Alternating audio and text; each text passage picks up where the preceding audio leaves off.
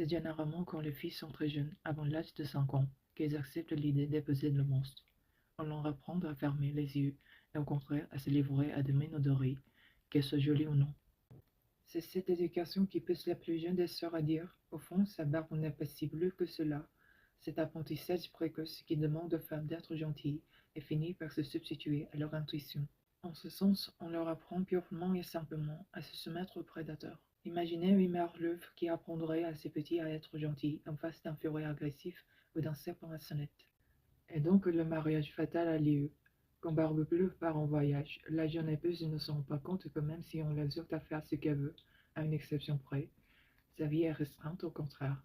De nombreuses femmes ont vécu le conte au sens propre, et se marient à l'occasion encore naïve au sujet des prédateurs, et choisissent un homme qui va se révéler destructeur pour elles.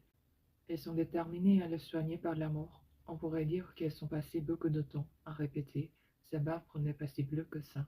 Plus tard, elles vont voir leur espoir d'une vie décente pour elles et leurs enfants s'amenuiser de plus en plus.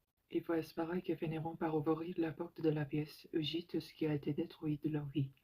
Si leur compagnon peut être responsable de ces destructions, il n'en reste pas moins que le prédateur naturel dans leur propre psyché y joue aussi un rôle.